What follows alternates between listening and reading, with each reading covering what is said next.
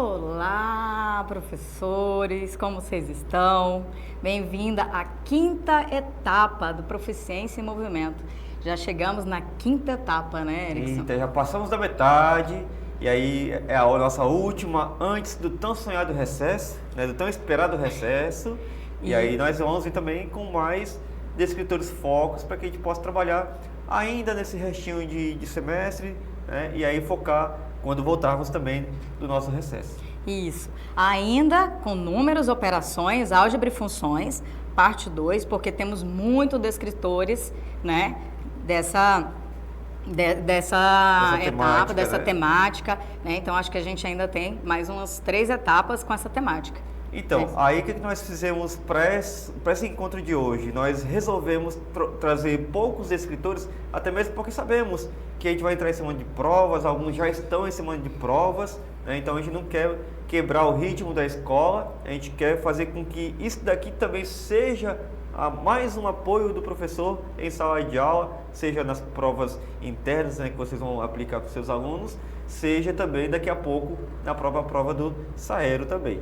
Isso, aí pode até comentar aqui no chat como é que vocês estão, a gente sabe, né, desse trabalho finalizando o semestre, né, falando que repetindo o que o Erickson falou, né, sabemos que vocês têm muito trabalho, né, mas tá chegando o último fôlego, né, mas tá chegando aqui o recesso, né, então... E aí, quando a gente voltar do recesso, só serão mais 4 etapas, né, já é a nossa quinta, tá, e aí serão mais 2 em agosto, 2 em setembro, e aí só preparar ali aquele sprint final para nós chegarmos ali preparados para fazer a prova do Saero, certo? Isso. E falando aqui, que alguns já comentaram, acho que alguns professores já sabem, a gente vai ter os nossos, nesse segundo semestre, os nossos encontros especiais, ou presenciais, é especial, né? Muito especial, sempre. Muito especial. E os nossos encontros presenciais, até então, datas, né, confirmadas, não queremos mudar nada. Ok. Teremos depois, eu vou enviar para alguns professores nos grupos que nós já temos, né? Nós deixaremos também transparente aqui. Nós enviamos os convites para as creches, né, para as superintendências, e elas vão distribuir as vagas dentro das escolas. Enfim, tem todo um trâmite aí que vai acontecendo aí. Vamos lá? Bora lá. Vamos lá. Então, o que temos para hoje, né? Os objetivos dessa etapa, né? Enche aí a tela, Thiago. Então, o nosso objetivo, né, sempre é capacitar professores do ensino fundamental e médio com estratégias para melhorar a proficiência dos descritores com baixos índices. Isso que a gente vem fazendo até agora. Nessa etapa, o foco está em números e operações, álgebras e funções, e queremos que os estudantes compreendam e utilizem de forma significativa os números racionais, as frações, a relação entre frações e decimais, além das representações e interpretações de funções do primeiro grau. E vamos lá analisar esses descritores, né, de como foi no Saero em 2023 e como ficou no Saero em 2024, lá do ensino fundamental do 9º ano. Vamos trabalhar esses descritores aqui, né, do H23 até o 26. Analisando aqui um por um, em 2023, a gente tinha aqui 25%, né, de proficiência na habilidade 23, aqui no descritor 23. Opa, apertei aqui sem querer. Então, 25%. O que aconteceu em 2024? Tivemos uma queda, né? Então, já estávamos baixo, caiu aqui para 20%. No H24, vamos prestar atenção nisso, né? No H24, né, no descritor 24, aqui 28%, tivemos um aumento, comemoramos sempre nossos pequenos aumentos, né, de 31%. No descritor 25, né, 31%, também uma pequena melhora para 35%, e já estávamos assim melhorando, né, na habilidade 26 com 50%, e aí atingimos uma boa aqui, proficiência com 62% na habilidade 26, né? Então, o que temos aqui que será de foco, né? A habilidade 23 que diminuiu, estava baixa e diminuiu, e a habilidade 24 porque ainda teve um aumento, mas ainda está baixo. Ainda pequeno, né? Ainda E o que pequeno. seria Fernanda, essas habilidades, quais seriam as descrições dessas habilidades? Traz aí pra gente também, pra gente conseguir compreender melhor. Isso, porque é muito H, D, né? É muito código, né? Como eu falo para os alunos, não precisa decorar, a gente tem onde pesquisar, né? Exatamente. E atrás, então, habilidade 23, descritor 23, identificar frações equivalentes. Então, olha só, identificar, né? Olha lá o verbo, né? De identificar as frações equivalentes, que é o nosso foco. O descritor 24, reconhecer as representações decimais dos números, dos números racionais como a extensão do sistema de numeração decimal, identificando a existência de ordens, como décimos, centésimos e milésimos. Então, olha só a importância, né, Fernanda, de identificar as frações equivalentes para poder classificar e até ordenar esse novo descritor que nós acabamos de falar também, né? Exatamente. Então, temos aqui, ó, novamente, né, no fundamental, o identificar e o reconhecer. Isso. Né? Aí, vemos para o descritor 25, efetuar cálculos que envolvam as operações com os números racionais. Aqui a gente já vai efetuar os cálculos de adição, subtração, multiplicação, divisão e potenciação. E no 26, resolver os problemas, né, que tenham envolvendo essas operações. Então percebe que parece que é mais fácil identificar do que resolver a continha. Mas aqui os escritores mostram o contrário, né? Então, assim, o que nós devemos fazer aqui? Calcular, a princípio parece que eu já sabe, mas reconhecer até assim meio diferente, né? Nos pega de surpresa, inclusive. Então, o que eu percebo? Que talvez ele tenha uma questão já montada para que ele possa fazer o cálculo, ele vai saber fazer esse cálculo. Mas se ele tiver uma comparação para fazer, qual que é maior, qual que é menor, se 0,5 é igual a 0,500, né? Então, assim, ele não está sabendo reproduzir isso daqui, reconhecer essa questão aqui, mas quando pede para ele calcular, por algum motivo, ele está conseguindo, né? Então, vamos tentar trabalhar isso daqui sempre em conjunto, o nosso foco, juntamente com os nossos secundários. Então a gente percebe que às vezes o aluno ele está indo lá no automático, no padrão. Sempre fiz assim, é isso, que a gente às vezes acaba, é fórmula, fórmula, fórmula, continha, continha, continha, mas na hora de entender o porquê, o que eu estou fazendo, o que aquilo significa, não está entendendo. Isso, então, por que 1 sobre 2 é igual a 0,5, né? Então, às vezes você coloca lá na nota, né? Vou lançar nota, aí você coloca em fração, 1 sobre 2. Aí o outro tirou meio, aí comparar quem que tirou mais. Então fica meio, quando eu digo 0,5, né? Então vamos comparar. Às vezes falta um pouco dessa percepção aqui ainda. O aluno não sabe. Então, vamos lá.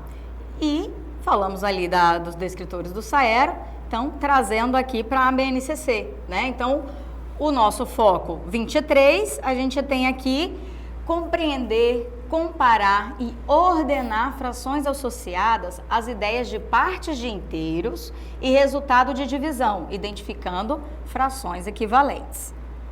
E no 24, temos reconhecer que os números racionais positivos podem ser expressos nas formas fracionária e decimal, estabelecer relações entre essas representações, passando de uma representação para outra e relacioná-las a pontos na reta numérica.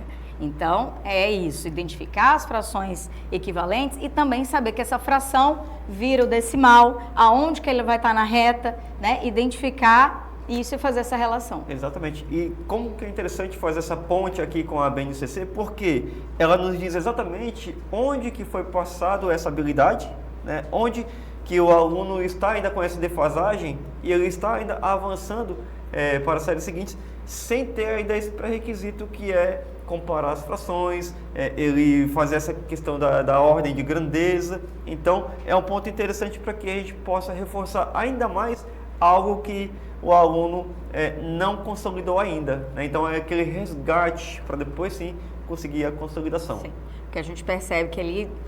O que a gente vem falando, acredito, né, que os professores, sempre que um professor se encontra com o outro, reclamando ali da base, né, que é o identificar, o compreender, realmente esse lá atrás, que ficou faltando alguma coisa no meio do caminho. E Então, a gente vai trazer imagina que ele vem todo naquela parte concreta, né, até o Fundamental 1, aí quando vem para o Fundamental 2, aí a gente fica muito no abstrato. Às vezes essa abstração abrupta, né, que sai do quinto ano para o sexto ano, ela ainda gera alguma consequência, algum resultado que nós devemos ainda fazer essa correção de fluxo, vamos dizer assim, né? Fazer com que o aluno consiga voltar aqui agora, talvez com uma maturidade diferente do que estava lá no sexto ano, e ele ver isso daqui de uma forma diferente e achar mais fácil, e assim conseguir compreender então como é que é feita uma comparação de fração. Uma coisa que eu venho repetindo ao longo das etapas, que é assim, parece que é o mais fácil. Como que essa parte mais fácil o aluno não sabe? Justamente, deixou lá, então quando chega pra gente no sexto ano ainda, né, a gente pega, vai começando ali com eles, mas no nono ano já é fórmula, né, vai, faz a conta aqui, geralmente você já devia saber, o aluno já devia saber, mas não sabe ainda. Então, não custa a gente voltar, e não é só porque deduzimos que seria fácil, que está fácil para o aluno entender, compreender, né? Ok. Então, bora lá. Então, primeiro, identificar frações equivalentes, né? Então, o que é fração, entender o que é fração, que é essa parte do todo. A gente sempre lembra logo da pizza, né? Então, eu gosto de comer, eu lembro pizza, eu acho que é o que a gente mais faz, eu não sei, os professores, né? Pizza e chocolate. Para mim, para falar de fração, eu falo de pizza e chocolate. Eu ia trazer o material dourado, né? Mas pizza é melhor, né? Tem o material dourado, tem recursos, a gente usa papel, né? Vamos falar disso, eu sei que vocês têm vários recursos, né? Mas o primeiro visual que a gente fala para o aluno, né, é a pizza, que é uma parte de um todo, né? Vou pegar o pedaço da pizza, uma parte de um todo, e a fração equivalente, né, é que representa a mesma parte desse todo, né, mas representado com números, com o numerador e o denominador, né, diferente, mas continua sendo a mesma quantidade, continua sendo a mesma parte. Ele entender, né, fazer o aluno entender isso, né, que é a mesma coisa. Não sei se já brincaram, por exemplo, professor falando da vida, né? Meu pai brincava ali, né? De, você quer uma nota, né, de 50, né? Ou 2 de 10. Não, ele não falava, ele não dava R$50 não, mas é só um exemplo. Então você pode pegar assim, ou uma nota de 50 ou 2 de 10. Aí tem criança que obviamente vai escolher as 2 de 10. Falar óbvio, né? Como assim obviamente vai escolher 2 de 10? Porque para ele representa 2 dinheiros ao invés de um dinheiro. Um dinheiro. Então se ele não tem ali o valor monetário daquela representação, e que uma representa mais do que duas representam, né? Enfim, acaba fazendo escolha equivocada, né? Isso em relação a valor, né? Ou, se a gente for falar da pizza, acaba também, né? Se atrapalhando, te ligam na pizzaria, tem 8 pedaços, a pizza média tem 8 pedaços, a pizza grande tem 12, mas, né? Eu posso cortar em quantos pedaços eu quiser. Então, a mesma pizza média tem 8, mas eu posso cortar em 2, posso cortar em 4, em 10. É equivalente, né? Então, não adianta a gente falar só em questão de pedaços, né? Mas trazer essa problemática aí para os alunos, que ele entender de forma visual isso, né? Gostei, a pizza minha eu corto em quantos pedaços você quiser, né? Já certo. Dividi a pizza para turma, né? E se eu for comer, aí falando de fração, que eu falei, se eu for comer a pizza sozinha, eu tenho um grande pedaço. Se eu for dividir com o meu aluno preferido, aí já corta faz em 2, né? Corta em 2, já faça a confusão na turma de falar do aluno preferido, né? Posso dividir para a turma inteira? Posso. Então, quanto mais a pizza é dividida, menor é o pedaço, mas no fim continua sendo uma pizza, né? Perfeito. Então, vamos falar muito dessa questão aqui, é uma questão simples, né? Simples, né? E a gente vai resolver, eu trouxe até como forma de vocês trabalharem, né, na sala com os alunos. Eu acho que dá bastante tempo ali para interagir com eles. Vou ler, eu quero que vocês respondam aqui também para a gente ir junto, né? Enquanto a gente responde aqui. Deixa eu só ver se tem alguns comentários. O que é importante também nesse momento é a interatividade, né? Que você possa comentar, que você possa também dar a sugestão de como nós trazermos novas questões, de como abordar aqui a nossa prática também. Então, use o chat para esse momento também, né? De troca, de enfim, de interatividade realmente, né? Isso. E mais uma vez, agradecendo vocês. A gente sabe que está todo mundo cansado nesse final de semestre, né? Final de bimestre. Mas agradecemos vocês que estão aí, né? Vou ler já o comentário aqui da Alice. Bom, Alice, de você de novo, né? O ruim do SAERO é que para os alunos serem adequados ou proficientes, eles precisam acertar essas habilidades que parecem fácil, mas muito confundem denominador e numerador. Exatamente. Acho que a gente se preocupa tanto em sala porque é muito descritor, sabemos, temos consciência que matemática é muita coisa, né? E aí a gente se preocupa ali, que o menino não sabe que a gente vai chegar lá na função e tudo, ou nas contas mesmo, nos problemas com as frações, e às vezes ele não sabe ali do básico, né? Então, tentar, parece que não é perder tempo, a gente tem essa impressão de estar perdendo tempo, porque é muita coisa, mas fazer esse resgate é importante para que consiga avançar. Exatamente. Né? Então, assim, a questão do SAERO, que a gente sempre bate na tecla, é que a gente tem essa resposta muito rápido por descritor, né? Diferente do SAERO, que ele só dá ali a proficiência média, né? A nota da escola, enfim. Ele não tem essa abertura de eu saber qual é o descritor que não está ainda sendo contemplado naquela escola, né? Então aqui eu consigo abrir até a nota do aluno, saber qual é o descritor que ele acertou e que ele errou, né?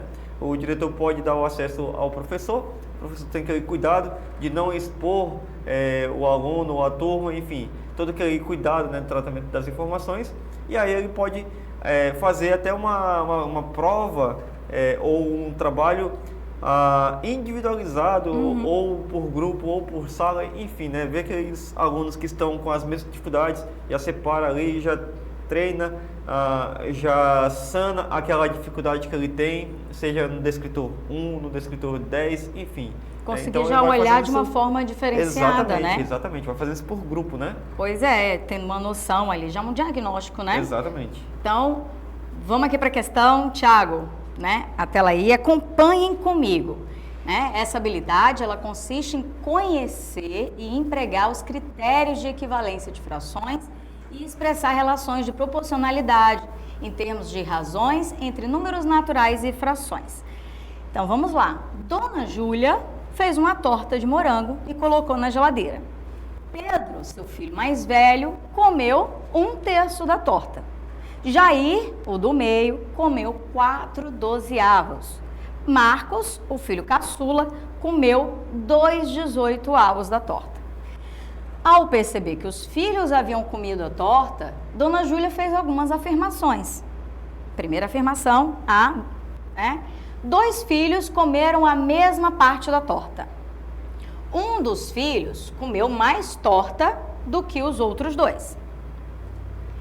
Pedro comeu menos do que o Jair, que comeu menos do que o Marcos, pois 1/3 é menor do que 4/12, que é menor que 2/18.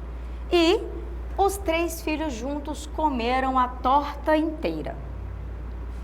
Agora, analise as afirmações da Dona Júlia e verifique cada uma e indique qual é verdadeira. Então, aqui, essa instrução embaixo é para os alunos. Utilize as frações circulares, desenhos, textos ou expressões matemáticas para justificar como você pensou. Então, é importante, eu gosto de questões assim, quando a gente vai trabalhar, essa aqui dá para trabalhar muito, porque além de ele encontrar, né, do aluno encontrar qual é a verdadeira, ele precisa justificar porque ela é verdadeira e porque as outras são falsas, né? E assim a gente vai analisar cada um. Então, tem comparação de fração, né? Fração equivalente, o todo, né? As frações circulares, que a gente em torno lá de pizza, né? O aluno ele pode desenhar ali a torta, né? Fazer os desenhos, justificar. Então, da forma que ele se sentir mais confortável e achar mais fácil de resolver. Certo? E aí, vocês já acharam? Estou olhando aqui no chat, né? Samer já respondeu aqui. Samer Belônia disse, letra A, 4/12 é equivalente a 1/3. Já o filho mais novo comeu somente o equivalente a 1/9. Ó, já dei, né? Já deu cola, já dei spoiler aí, o Samer, né? O pessoal tá respondendo. Luiz, pessoal respondendo. né? O que vocês acham, enquanto vocês vão respondendo e pensando aí na questão também, o que vocês acham desse nível de questão também, né? Para os alunos, os alunos de vocês, aí vamos colocar aqui de sexto a nono ano, ou até quem está aqui do ensino médio, né? Qual seria o grau, se você consegue perceber qual o grau de dificuldade do seu aluno, se teria uma dificuldade para responder, porque eu imagino que vocês estão respondendo como vocês, né? Então, vamos responder como professor, mas pensando na cabeça do aluno, né? Provavelmente vai vir uns 2, 3 nomes aí, né? Que o aluno Joãozinho, o Pedrinho e a Mariazinha não faz, né? De jeito nenhum.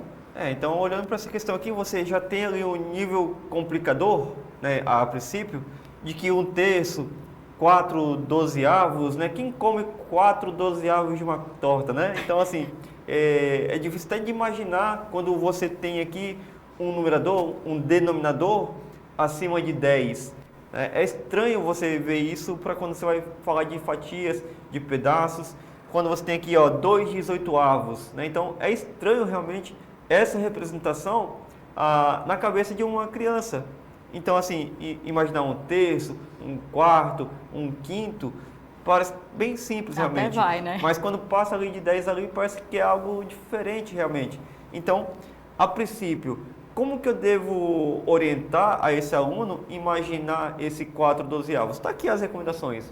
Pode ser algebricamente, pode ser geometricamente. Então, ele saber que existe também essas outras representações antes dele afirmar qualquer coisa. Exatamente. E ele tem aluno que vai conseguir, que é visual, vai conseguir somente desenhando, né? Sim. Aí imagina ter que dividir a torta em 18 pedaços. E aí aquele aluno que só faz no círculo, só tem noção de, vou cortar lá, vou fazer os 18 partes, pintar. Então ele já vai dizer, nossa, 18, né? Como é que eu vou dividir aqui em 18? E aí é até interessante, né? Nós professores passamos para os nossos estudantes que ele tem que comparar, mas algo que seja comparável. Então, como é que eu vou comparar 1/3 com 4/12? Como é que eu vou comparar 4/12 com 2/18? Vou desenhar. Ok, tudo bem. Veja o desenho dele, estude o desenho do seu estudante também. Por quê? Se ele for desenhar da forma que está aqui, ele ainda não vai conseguir comparar. Né? Ainda não vai ser proporcional, né? Exatamente. Tem que comparar coisas comparáveis. Então, como é que eu faço isso? Tendo todos esses desenhos, né, caso ele for desenhar, com o mesmo tamanho de fatia, né, como nós falamos.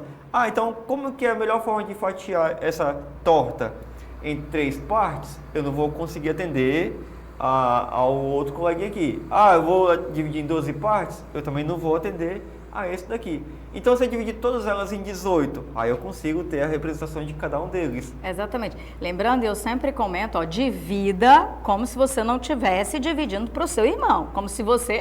aquela velha história, né? Um divide, o outro escolhe um pedaço. Lembrando, né? Quando a gente vai falar de divisão e de fração, é sempre partes iguais, pedaços iguais. Né, para não dar briga. Se eu for dividir essa torta, né, ou quando eu dividir a pizza para os alunos, dividir a torta entre os irmãos, vai dar briga se os pedaços não forem iguais, né? Eu vou ver muito assim, professor, divide o meio para nós 2, para nós 3. Divide ao meio para nós 3. Então, imagina, né? E alguém vai ficar sem. Alguém. Né? Ou então no meio, que é, né, o meu meio é desse tamanho, Sim. o outro é assim. Então, divisão, eles precisam entender, né, colocar na cabeça que sempre é igual, partes iguais, divisões iguais, né? Então, aqui muita gente respondeu, né? Então, Adailton, eu vou ler aqui, Marco, antes da gente ir para a próxima começar a resolver. As questões do Saero e Saeb são respostas com alternativas. A maioria dos alunos não tentam responder com cálculos, eles vão no que vier na cabeça. Eles só arriscam, mesmo a gente treinando eles em sala. Não discordo, Adailton, não discordo. Por isso que a gente tem que ir criando também sempre foi uma briga. Faça cálculo, faça cálculo, faça cálculo. É sempre uma briga nossa. Não sei se um dia a gente vai ganhar essa briga de pedir que faça o cálculo. Mas eu gosto desse tipo de questão e eu trouxe que não é só marcar, só encontrar a certa, mas também ele saber por que ela é certa e por que ela é errada. Né? Então, justificar e ir com fé e não perder a esperança nesse aluno, né? De ele ir analisando isso. Eu digo que o que nós estamos tentando fazer aqui também levar para os professores possibilidades que o ajudem a chegar naquele estudante que realmente, às vezes, tem o potencial, mas às vezes, por algum outro motivo, não acredita em si mesmo. Então, você proporciona a todos os alunos que ele realmente tenha ali o conhecimento-chave para que possa resolver esse tipo de questão. Então, ainda assim, no dia da prova, tem aquele aluno que está desmotivado ou que não encontrou a motivação para fazer a prova e vai responder dessa forma, né? Mas aí você já deu base suficiente para aqueles alunos que estão procurando resolver a prova da melhor forma, até as ferramentas para que consiga acertar essas questões também. Repetindo, é muito importante valorizar, não é valorizar, mas assim, o erro, o aluno saber que ele pode errar em sala de aula, né? Então, às vezes, a desmotivação, a autoestima dele, né? A gente está falando daquele que tenta, né? Que tem ali dificuldade, mas aí ele tem medo de errar, e aí nesse medo de errar, ele já nem tenta também. Então, aquela coisa, já não sei mesmo, então já nem vou tentar. Então, estimular esse erro. Não é estimular o erro, desculpa. Estimular que esse aluno tente mesmo errando. E aí, entender por que errou e nesse erro, né, saber estimular qual é o que certo. Apresentem os erros, né? Isso, que apresentem os erros. Não é errar, né, mas a tentar mesmo que erre e descobrir, né, o acerto, aprender com esse erro, né? Então, bora lá. Então, temos a torta, né? A torta aí, bonitinha. Opa! Lembrando, aqui trazendo. Então, Pedro, 1/3, Jair, 4/12, Marcos, 2/18. Então, pedaços diferentes, né? Tamanhos diferentes. Então, o que a gente precisa fazer, né? Falando para o aluno, precisamos igualar isso daí, né? Fazer o equivalente, porque está todo mundo diferente aí, né? Igualar Deixar isso. comparável, né? Comparável, isso, comparável. Né? Ver se tem algum equivalente ou não. Então, Pedro, o que a gente vai fazer? Simplificar, né? Tentar simplificar, né? Ou podemos ir para, né, o denominador maior, ver se a gente consegue, ou simplificar, né? Então, ver o que é melhor. Acho deixar mais simples falando de torta. Então, o bacana é isso, é que você apresenta várias maneiras, várias alternativas para que o aluno ele compreenda todas elas e a partir dessa compreensão ele julgue qual que é mais fácil ali, se é deixar todos os denominadores iguais ou se é simplificar. E às vezes eles ouvem tanto essa questão de simplificar e aí você pode também falar, deixar mais explícito ainda, fala, criança, meu estudante, Joãozinho, é o seguinte, simplificar é tornar mais simples. Mais simples. Então, isso. é tornar aquilo que é óbvio, né, deixar de forma realmente explícita para ele. E, aí, claro, primeiro a gente está aqui na forma visual, mas vamos acrescentando os termos matemáticos também, né? Então, o que a gente está fazendo? Né? Simplificando essa fração, deixando ela irredutível, reduzindo, né? Até não poder mais ser reduzida. Então, como é que a gente vai reduzir, simplificar? Então, vamos dividir sempre numerador, denominador pelo mesmo valor, não é isso? Então, aqui no Jair, 4/12, o que a gente tem em comum para simplificar, para dividir? 4. Dividindo por 4, dá 1/3. A gente já consegue reconhecer ali, né? Vamos lá para o Marcos. O Marcos, denominador 2, numerador 2, denominador 18, então só conseguimos simplificar, dividir por 2. Enche aí a tela, Thiago. Acho que para ver melhor. Isso. Então, temos ali o Marcos, 2/9. Então, ainda temos aqui 1/3, 1/3 e 2/9. Levar em consideração o que diz o tamanho do pedaço, né? O que a gente leva em referência, o denominador, né? A nossa comparação primeiro vai para o denominador.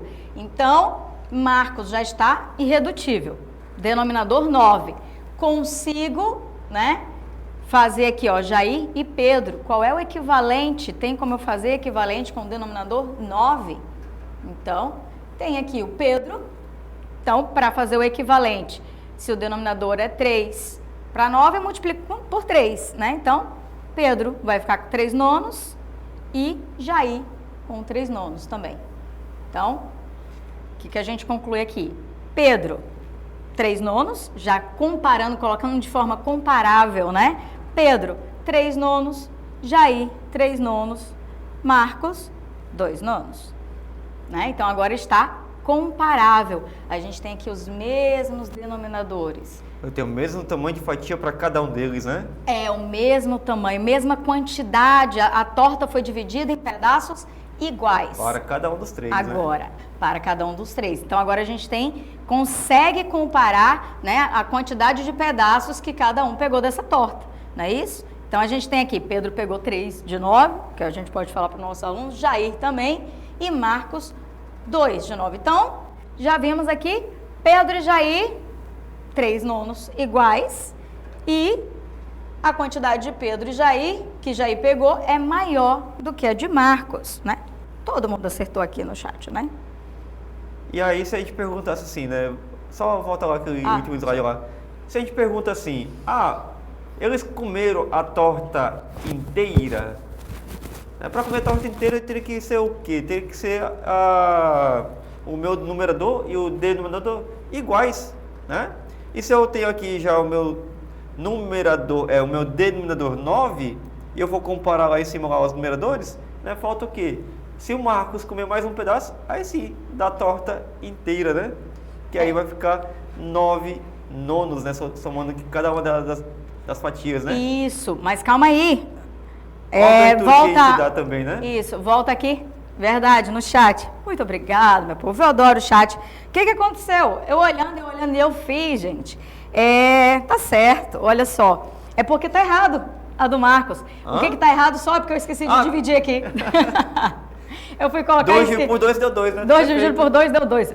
Foi só para saber se vocês estavam prestando atenção. Então, o que acontece? O Marcos agora tem que comer mais 2 pedaços, olha aí, ó. Pois é, olha aí, ó. Vilma ganhou 1 ponto, ganhou uma estrelinha. Obrigada. Uma fatia de torta. Eide também, Dora, muito obrigado. Né? Eu acho que a Eide falou antes, Alice, né? Então, obrigada aí pela correção. É isso mesmo, gente. Eu acho que na frente eu ainda coloquei correto. Eu fui colocar aqui e errou meu. Mas é isso. Então, 1 nono. O importante aqui, pelo menos aqui na comparação, não está errada, mas é isso mesmo. Marcos é 1 nono. Dá mais uma fatia pra ele, tá tudo certo agora. Pronto. Não, brincadeira. É o filho preferido da mãe. Vamos corrigir o erro, depois nós vamos mandar para vocês já no material de apoio, esse material de hoje também, tá bom? Isso, por favor. Tá? Qualquer coisa de erro pode mandar, escrever, a gente tem um e-mail, né? Pode mandar no e-mail que foi errado, tá? Obrigada. Então, agora aqui vamos para a resolução. Opa! Então, fazendo a resolução e comparando cada uma, né, das alternativas, como a gente falou, a buscar o que é verdadeira, mas também por que é falsa, né? Questão A. 2 filhos comeram a mesma parte da torta. Foi o que todo mundo falou, né? A gente já viu as frações 1/3 e 4/12 são equivalentes. Logo, Pedro e Jair comeram a mesma parte do inteiro, mesma quantia da torta. Tiago, pode subir a tela aí. Então, essa que a gente viu, ela é verdadeira, né? Então, vamos analisar porque as outras são falsas. Um dos filhos comeu mais torta que os outros 2. Marcos comeu 2/18 da torta, que é equivalente ao que o Pedro... Não, que é equivalente a 1 nono. Né? Tivemos um erro lá na outra, mas é 1 nono. Então, Marcos comeu 2/18 da torta, que é equivalente a 1 nono. Pedro comeu 1/3 da torta, que é equivalente a 3 nonos. Jair comeu a mesma quantia de Pedro, né? Então, como 1 nono é menor do que 3 nonos, pode-se concluir que Marcos comeu menos que Pedro, e Pedro comeu uma fração equivalente a Jair. Então, não, um dos filhos comeu mais que a torta, né? Mais torta do que os outros 2? Não, 2 comeram iguais, né? Mais, e o outro foi menos. Então, essa aqui é errada, é falsa. Letra C. Pedro comeu menos do que Jair, que comeu menos que Marcos, pois 1/3 menor que 4/12, menor que 2/18. A gente já viu que não é isso, né? Marcos comeu menos que Pedro e Pedro comeu uma fração equivalente a Jair. Foi o que a gente viu, então, também falsa. E por fim, os 3 filhos juntos comeram a torta inteira, né? A gente falou disso, né? O Erickson falou, foi a torta inteira? Então, aí, para a gente saber que foi a torta inteira, tem que, fazer o quê? Somar o que foi comido, né? Então, somando o que foi comido, soma de fração. Aí a gente repete, pode somar com as quantidades, né? Frações com denominadores diferentes? Não. Então, a gente retorna lá, faz o que a gente já foi feito. A simplificação, né? E a equivalência para ter os denominadores iguais. Então, somando todos os pedaços, né, que os filhos comeram, dá no total de 7 nonos. Foi a torta inteira? Não, né? 7 nonos é menor do que o inteiro. Quer dizer, 7 pedaços de 9 pedaços da pizza. Então, não foi a torta inteira, logo, essa está errada. Coloquei até aqui, bonitinho, né, o disco aqui da fração. Ih, foi sem querer. Errei. Voltei. Pronto, então temos aqui o que foi do Jair, do Marcos, o que sobrou, né, e o do Pedro. Então, agora sim.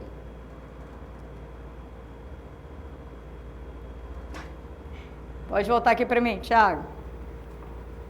Me atrapalhei aqui no passador, porque eu acho tão chique esse meu passador, e aí eu estou empolgado olhando aqui, e esqueço que é para frente, que é para trás, e a gente passa. Então, analisamos todas. Letra A, que já foi visto, é a verdadeira, e o porquê cada um é falsa, né? Agora sim, agora sim. Rúbrica para orientar na correção, então, ou critério para você, né?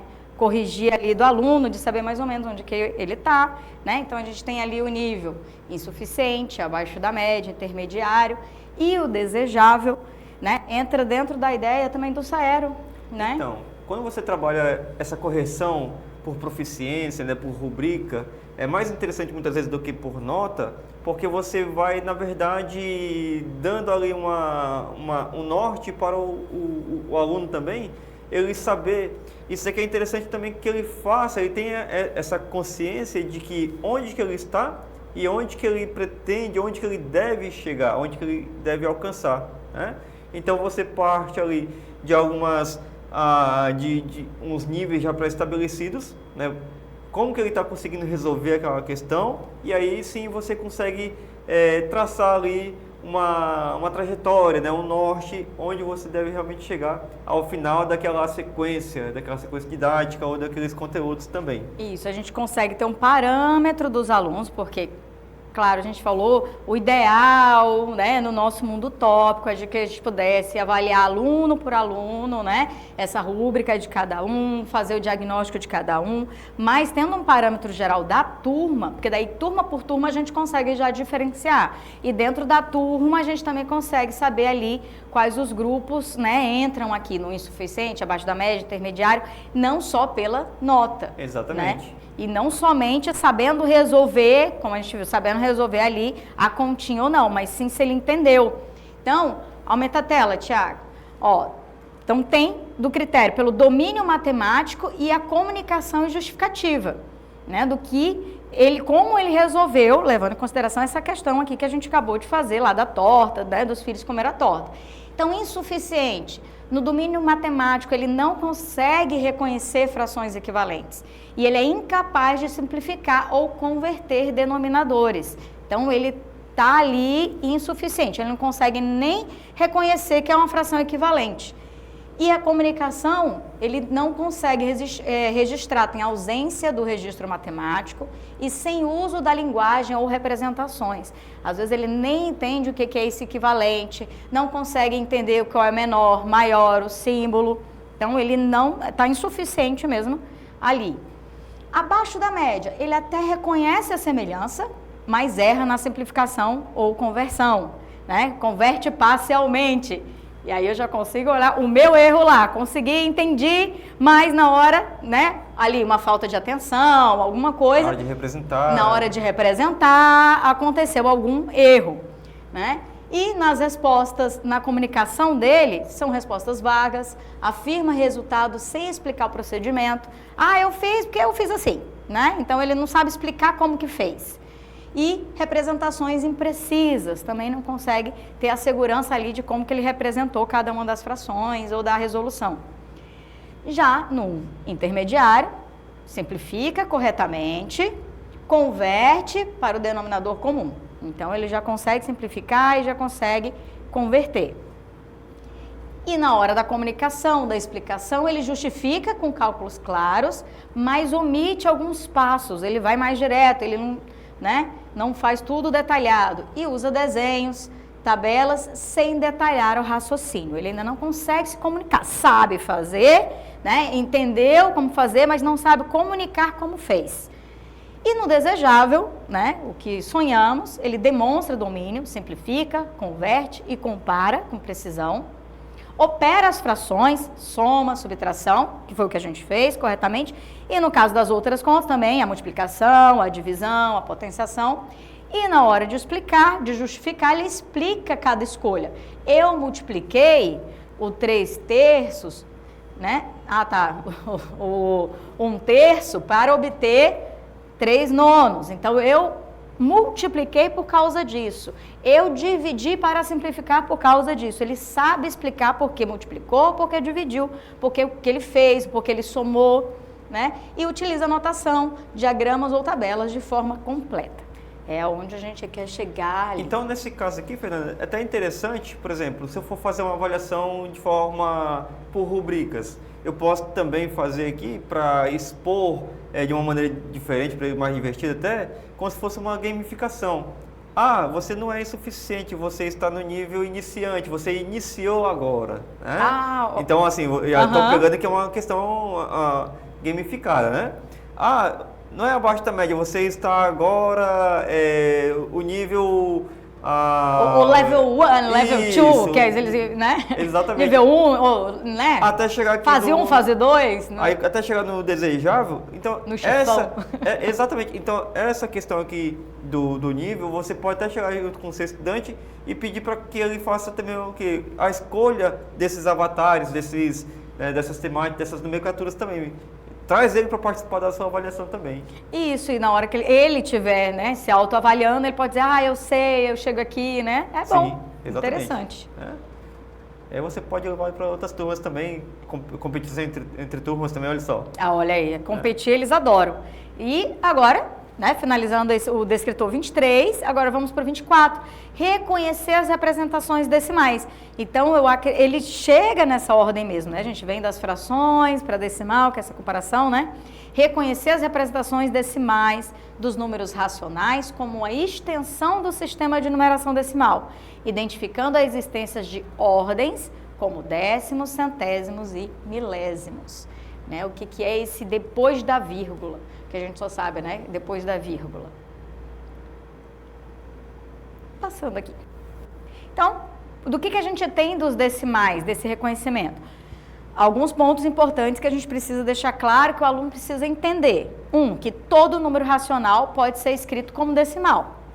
O número racional é qualquer número que pode ser escrito como uma fração de 2 inteiros, ou seja, na forma de A sobre B, com sempre denominador B diferente de 0. Exemplo, 1/4 igual a 0,25, 3/5 igual a 0,6. Então, deixar isso claro, Então, os decimais podem ser finitos, que eles terminam 0,25, por exemplo, ou os periódicos, as dízimas periódicas, eles repetem infinitamente. Por exemplo, 1/3, que é igual a 0,3333 e repete-se, Ponto 2, identificar cada casa decimal. Cada posição após a vírgula tem um nome e representa uma fração com base 10, Ali o aluno que ele já entendeu ali o expoente, a potência, mas ali é a representação dele. Primeira posição, o décimo. A segunda posição, o centésimo. E a terceira posição, o milésimo. Então, tem um exemplo, o número 0,374, Quem vai ser o 3, quem vai ser o 7, qual é a posição, do 3, do 7 e do 4. Posição, porque o nosso sistema de numeração é posicional, isso é muito importante, eles lembrarem que cada posição, tem o seu nome, tem o seu valor. E conceito, né? A gente tem que ter o conceito ali também, do sistema decimal. Representação posicional de número de potência de 10, né? Unidade, dezena, centena, e aí o que vem depois da vírgula, centésimo, né? Décimo, centésimo, milésimo. Casas decimais, cada posição após da vírgula tem a sua ordem. Decimal finito, que a gente comentou, né? Quando a expansão decimal termina, 0,75, que a gente pode transformar para o denominador 100, então o aluno saber dessa transformação também. Decimal periódico, a dízima, que falamos, e a relação fração e decimal, né, que pode multiplicar ou dividir por potências de 10 para converter. Então, se eu tenho base 10 ou posso transformar numa base 10, fica muito mais fácil essa conversão da fração para o decimal. Certo? E lembrar aqui, né, o valor posicional de um algarismo é importante ao comparar números decimais. Eu acredito que para os alunos, né, a posição, né, às vezes há essa confusão, né? Então, sempre, desde lá, antes, lá nos anos iniciais, já começa a falar de unidade, dezena, centena. Então, quando vem isso bem firme para o aluno, né, eu acho que fica menos complicado dele entender, né, o valor posicional de cada um. Mas ali no sexto ano, dei aula para o sexto ano muito tempo. Então, no sexto ano ainda aquela coisa, ensinar a ler matemática, né? O menino ainda não saber ler 1243, vai, mas se for um número grande não sabe ler, não é isso? E eu acho também interessante, como você colocou ali muito bem na anotação, que eu posso representar qualquer número inteiro, qualquer número decimal através de uma fração, né? Aí nós temos lá a definição lá que o meu denominador, né, o meu B tem que ser diferente de zero. E aí não é só você deixar ali escrito a anotação, mas você fazer com que ele faça esse teste também. Então, professor, mas... Aí eu pergunto para ele, né, quanto que é 5 dividido por 0? E muitas vezes eles dão um resultado, né? É 0, é 5, né? Porque está acostumado a fazer 0 dividido por 2, 0. E quanto que é 2 dividido por 0? E aí alguns ainda têm a falsa impressão que ele vai dar um resultado. Vai ser 0, vai ser 5. Porque não entendeu ainda, ele né? Trouxe ainda aquela noção do 0 dividido por alguma coisa. Aí eu falo bem assim, tá bom, então faz o seguinte, quanto que é 0 dividido para 3 pessoas? Eu vou dar R$0 para cada um. Professor, é 0 para cada um, ok. Eu falei, tá, agora, por exemplo, eu vou dividir R$5 em 0 partes. O que eu vou fazer?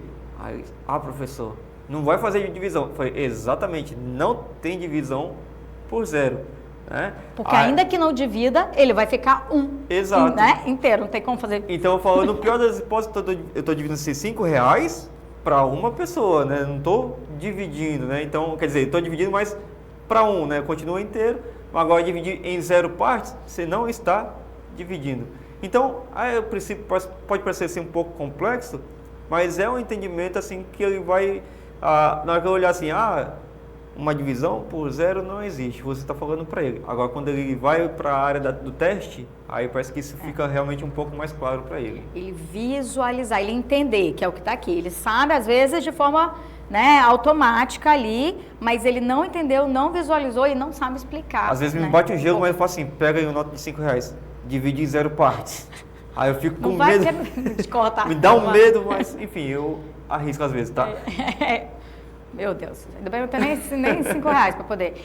Então, lembrar que o valor posicional é essa relação, tanto para a unidade, dezena, centena, para os inteiros, como a gente vai para os decimais, também tem a sua ordem, né, e a sua posição, o valor, né, da sua ordem em cada posição.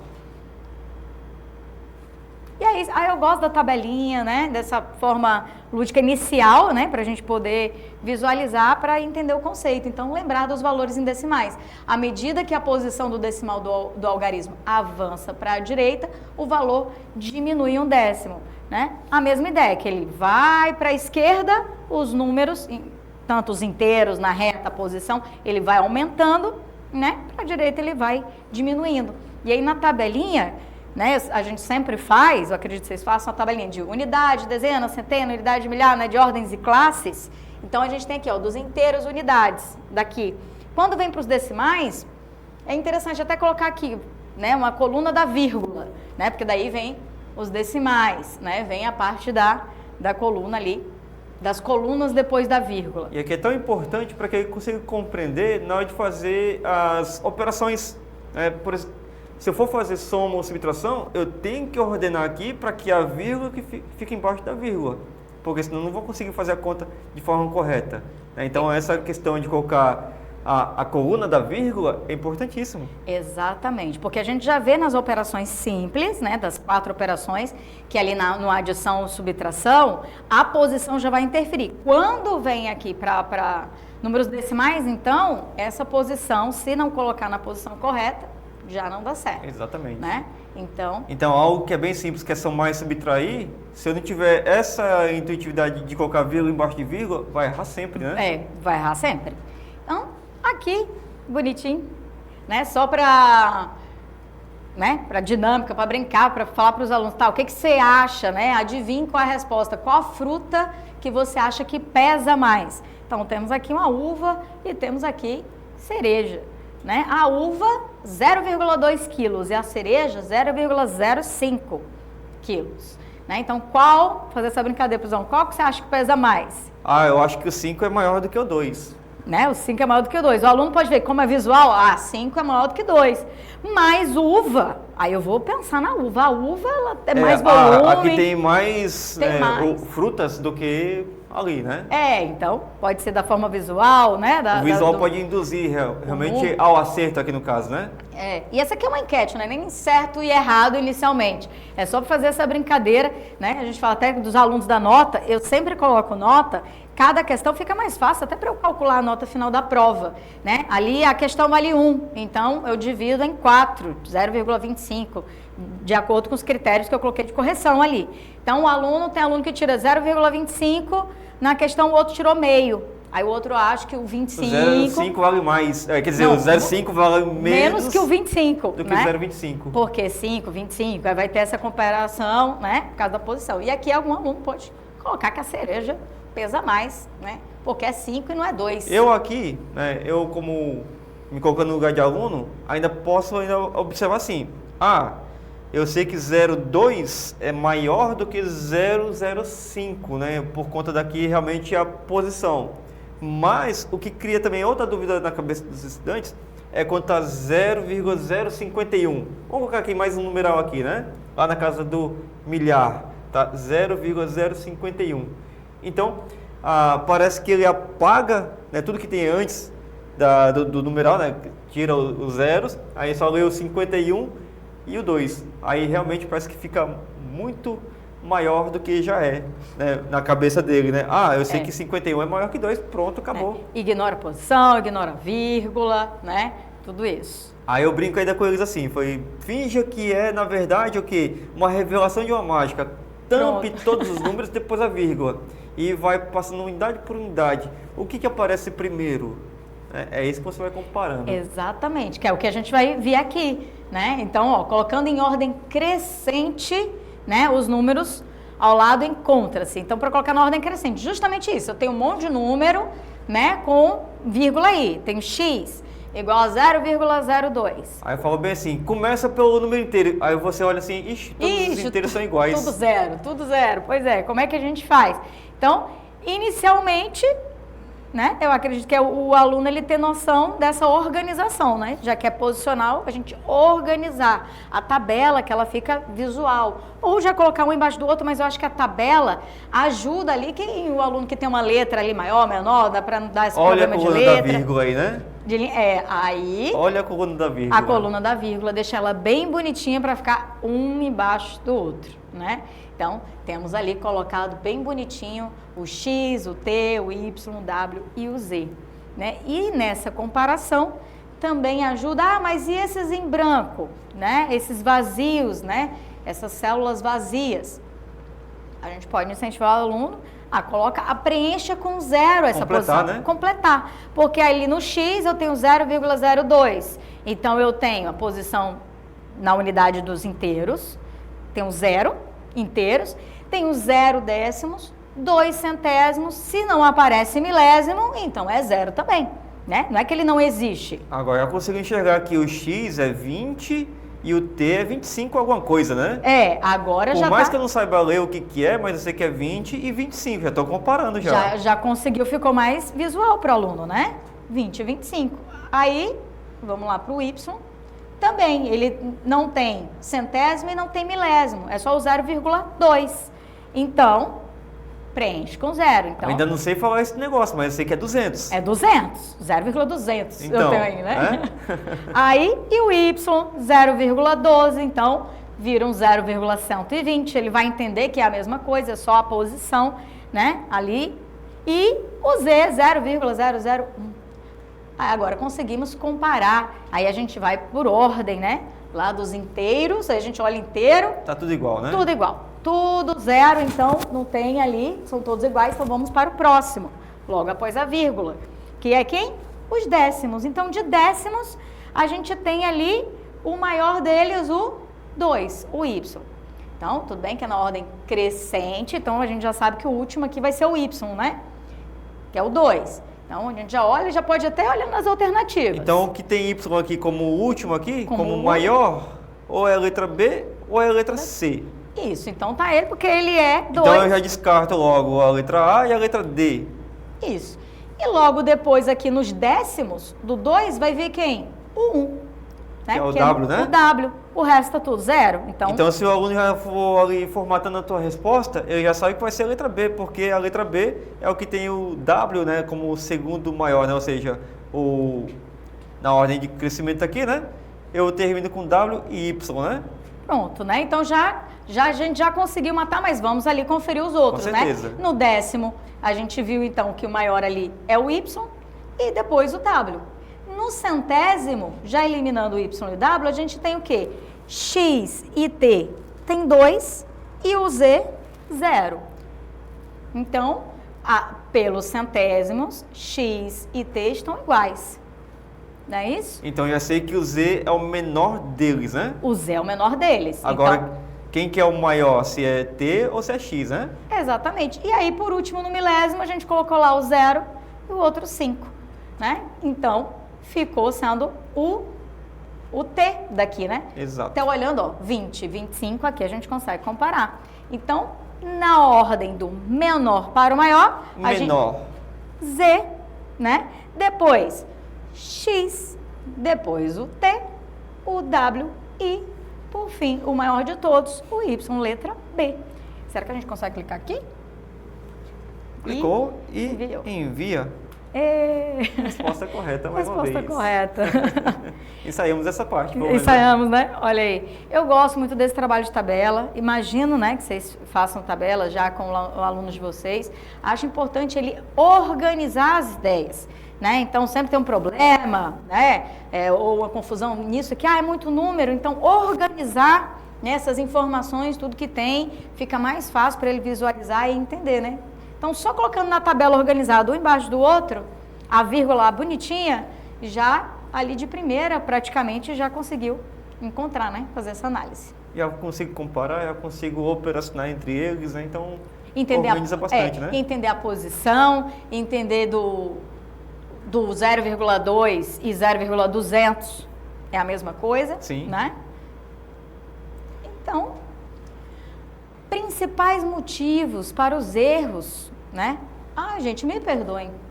Não troquei, um erro. Não troquei o título aqui, Esse erro eu consegui ver. Não, principais erros para os decimais. Também vou consertar e vai ficar lá disponível já arrumado esses pequenos errinhos, né? Erro nosso. Né? Então, um erro comum, né? Ignorar os zeros finais. Por que que acontece? Os alunos acham que a gente acabou de falar, que 0,2 é menor do que 0,12, né? Porque só vai ver o 2 e o 12, né? Como é que a gente pode perceber isso, intervir, né? Peça que completem sempre até a mesma casa, foi o que a gente fez. Vai colocando zero, né? Eles vão conseguir, né, visualizar melhor. Comparar a quantidade de dígitos, né? Então, 0,025 é maior do que 0,2, porque ele tem 3 dígitos aí, né? No caso, 3 algarismos, ele tem 0, o 2 e o 5. Então, olha o tamanho desse número, né? É, um número grande, né? Ali né? No caso, achando ali dos inteiros, né? Mas nos decimais ele pode confundir. Então, use reta numérica. Mostre que o 0,25 ele está muito mais perto do zero, né? Faz uma reta numérica ali, né? Do 0 ao 1, né? De forma mais espaçada. Né? Isso, as distâncias para ele perceber, né? Que o 0,025 é menor do que o 0,2. Confundir as ordens dos décimos e centésimos não distinguem claramente cada coluna e a tabela posicional. Então, trabalhe tabela fixa no quadro, marque cores. Eu gosto dos pincéis coloridos, eu gosto de cores, né? Ou fazer que eles mesmos façam a tabelinha no caderno. Então, trabalhando tabela e organização, eles vão conseguir saber, né? E tirar essa confusão aí das ordens. E esquecer-se do valor posicional, né? Que tem a ver com a organização também, que comparam o 25 em 0,025 com o 20 do 0,20, né? Então, sem considerar a vírgula. E propõe escrever em forma expandida. Então, pode colocar ali também na forma de fração, né? Ver se ele consegue visualizar isso.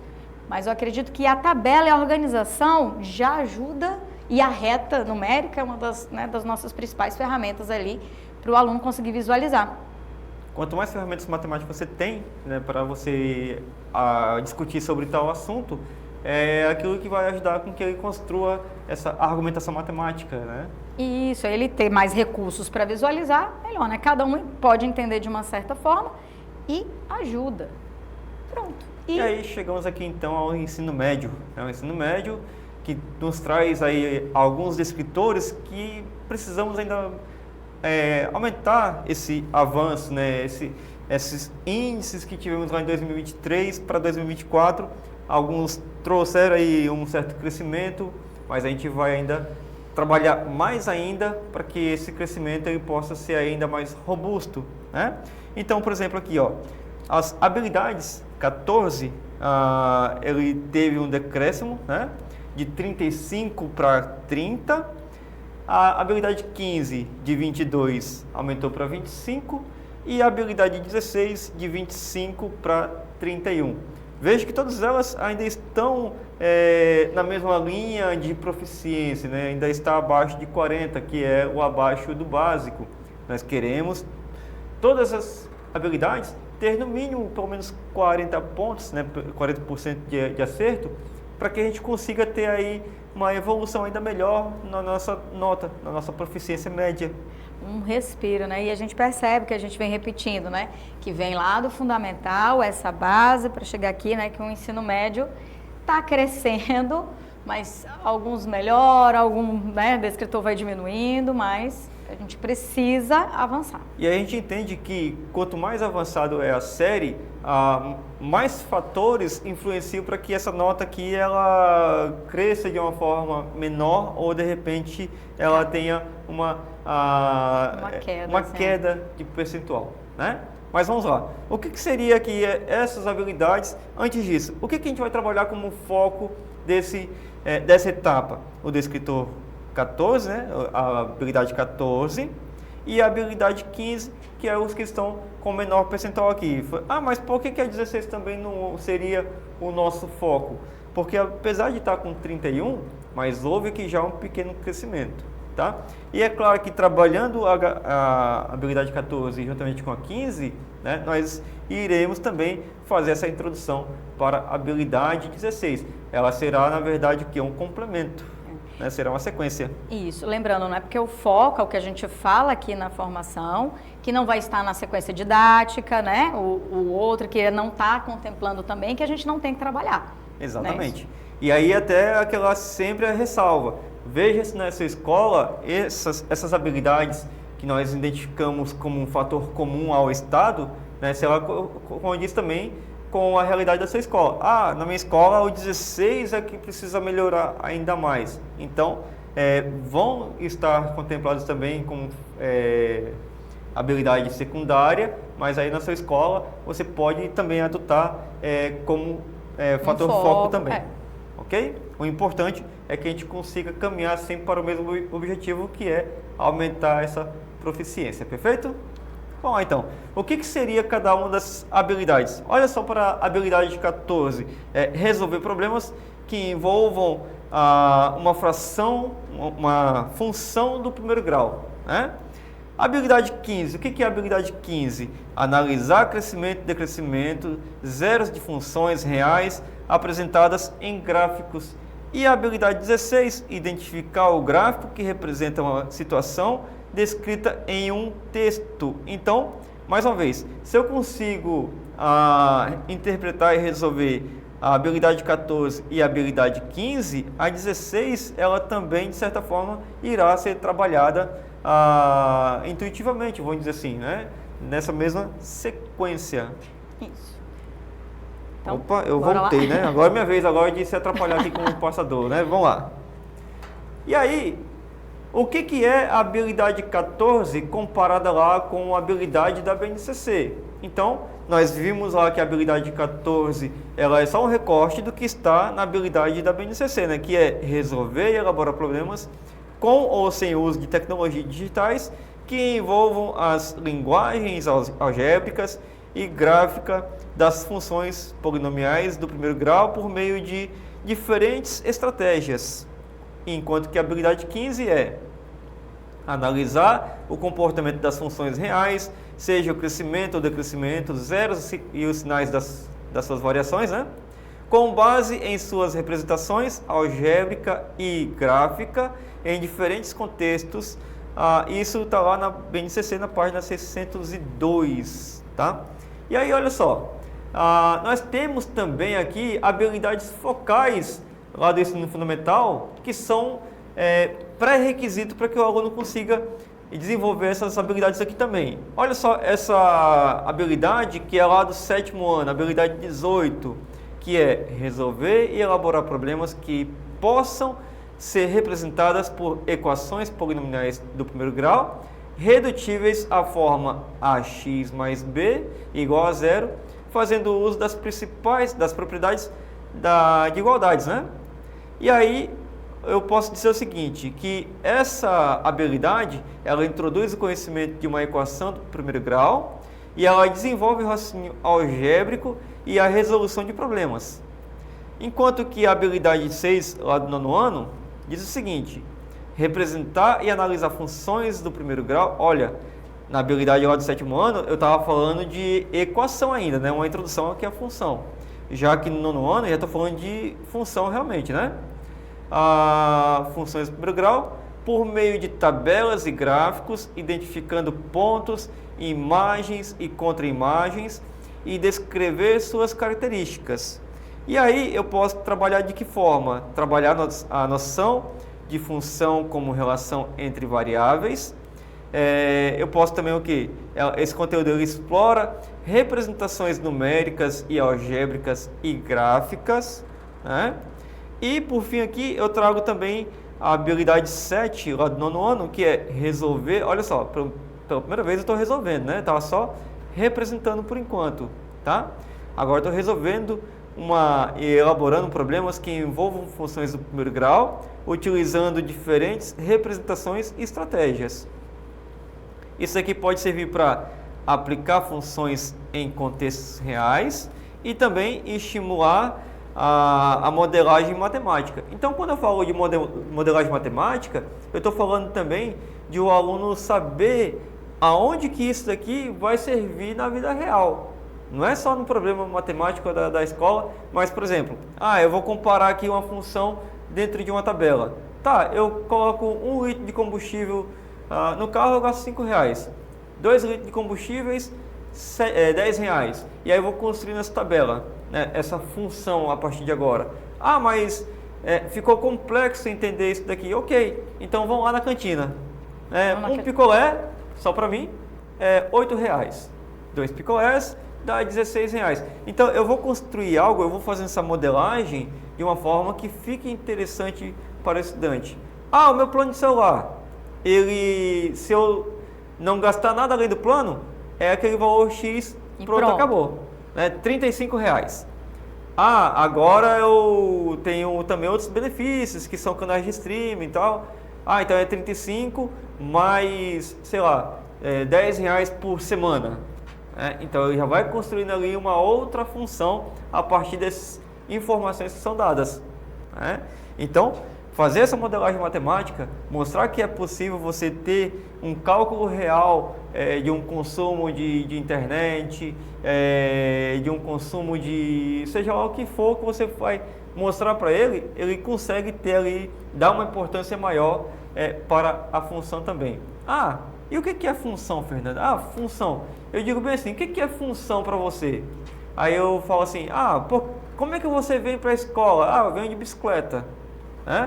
Ok, e você, fulano e tal? Eu venho a pé. Ok, quem que chega mais rápido? Então a minha velocidade está em função de quê? Então, o que você depende, Está dependendo do olha que legal, estamos trazendo aqui sinônimos para essa função, uma situação de dependência. Dependência, do que eu dependo para, a função, estão em função de quê? Exatamente. Então, traga também essas indagações para que ele traga essas respostas e fora do contexto muitas das vezes, e aí a gente vai moldando para que ele possa responder da melhor forma, sempre com aquela intencionalidade matemática. Entendendo que a palavra ela não está lá aleatória, função não foi chamado de função, à toa, um decimal não foi chamado de decimal, então também entender ali, o conceito da própria palavra, o que ela significa, para a gente saber o que significa função.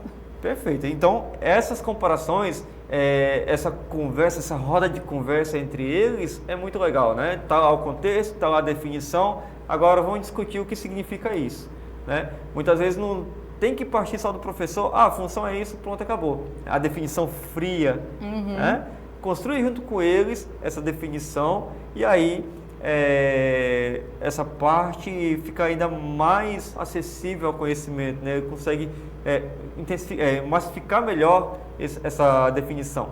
E quando fala de modelagem, a gente vai aqui, da modelagem, eu gosto, matemáticos, eu acho que a gente sempre gosta de uma folha ali cheia de cálculo, rabisco, Então a gente rabisca aquilo tudo, lá pega as informações, mas depois daquilo ali, o aluno, ele tirar do que ele precisa, organizar, fazer a tabela, fazer a modelagem, organizar todas essas informações para conseguir visualizar, para onde é que vai, quais são os resultados, quanto é que dá. Então, também ali a função ela vai precisar, dessa tabela, dessa organização. Então, isso é importante, Analisei, entendi o conceito, agora vou fazer o cálculo, terminei o cálculo, o que a questão me pede? Me pede isso daqui. Então, muitas vezes eu paro ali, responde, acabou. Ok. Mas também é interessante a gente incentivar ao estudante a se perguntar, mas e se a questão te perguntasse tal coisa, você teria essa informação? Então, instigar a enxergar além da questão. Então, assim, mas e se tivesse pedindo tal coisa, você saberia responder? Você teria esse aprofundamento? Isso é interessante também. Exatamente. Então, temos aqui nossa primeira questão para o ensino médio. Olha só, considere duas empresas A e B de táxi. O custo de uma corrida pela empresa A é composta pela taxa de R$ 5,00 e R$ 1,00 por quilômetro rodado, enquanto a empresa B é composta pela taxa de R$ 8,00 mais 80 centavos por quilômetro rodado. Com base nessa informação, tem-se que... Então, veja que ali eu tenho um comparativo, entre duas empresas e cada um tem um valor diferenciado. E aí, ele pergunta assim, custo da corrida pela empresa A é calculado em função, pela função linear x, f de x é igual a 1 mais 5x. Vamos ver daqui a pouco, O custo de uma corrida pela empresa B é calculado pela função linear g de x igual a 80 centavos mais 8x, daqui a pouco também a gente vai já estar respondendo aqui. Numa corrida de 10 km, o custo da empresa B é de R$ 15,00. Numa corrida de 10 km, o custo da empresa A é de R$ 18,00. E a letra E pergunta o seguinte, uma corrida de 16 km é mais econômica se feita pela companhia B. Então, para eu poder afirmar aqui, que vai ser correto, né? A gente tem que fazer ali a anotação de cada uma dessas empresas, né? Então, corrida A, ele tem um valor fixo de R$5 e ele vai ter um valor variado de R$1 por cada quilômetro que eu chamei de X, tá?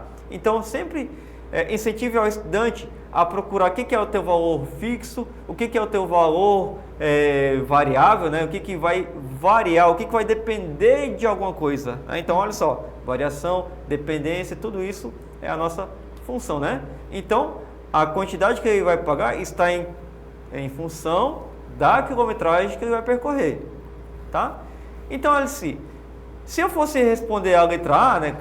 Opa, eu voltei demais, calma aí, vamos lá. Se eu fosse olhar para a alternativa A, eu já sei que a alternativa A está errada, né? Que ali está o quê? 5x mais 1. E na verdade é 5 mais 1x, né? Se eu fosse calcular, aqui eu já fiz logo por 16, tá? Mas se eu fosse colocar ali, trocar o x por 10, ia ficar 10 vezes 1 dá 10, mais 5 dá R$15, né? Então, a empresa A, ela é R$18, como está ali na letra D? Não, aí já não é a então, correta. Já sei que a letra A e a letra D não está correto, tá bom? Mas se eu trocar ali o x por 16, eu vou ter um valor de R$21, tá? Então, já fiz aqui o meu parâmetro pela corrida do aplicativo, né, do táxi A, tá bom? Agora, se eu for comparar o B, a corrida B, eu vou armar a seguinte sentença, né? Vai ser o valor fixo mais 80 centavos multiplicado pela quantidade de quilômetros. Se eu trocasse por 10, tá? Só para comparar ali, ó. Eu olhei ali, ó, a 8 mais 80x não é a alternativa B, né? A alternativa B está errada. Então já colocou como fixo ali o quilômetro rodado. E Perfeito. Não é isso, né? É a taxa. Exatamente. Então pode ter essa confusão aí na cabeça dos estudantes, né? Letra B também está incorreta. Se eu trocasse por 10 ali o x, tá, em vez de 16 primeiro, ia fazer o quê? 80 centavos vezes 10 dá R$8. Mais o 8 fixo, né, daria R$16. E não os 15 que ele sugere. Perfeito? Bom, agora para comparar ali na alternativa E, troca ali o x por 16. 16 vezes 0,80 mais os R$8 deu quanto ali? R$20,80. Então, vamos de novo na letra E. Eu pergunto aqui, ó, a corrida de 16 km é mais econômica feita pela companhia B? A alternativa está correta, né? Então, sim, é a letra E, né? 20 centavos de economia, é isso? Exatamente. Mas é uma economia. Uhum. Mas o que a gente pode tirar também aqui, Fernando, como parâmetro nessa questão aqui? Você falou, é só 20 centavos de economia. Na verdade, aqui a gente acabou de encontrar, né, a mudança de sentido, onde A deixa de ser mais vantajoso financeiramente e o B passa a ser, aqui está um A, né? É B, tá? Esse aqui é B, ok? Aqui passa a ser mais vantajoso. Por quê? Quando eu passo de 16 quilômetros, ok?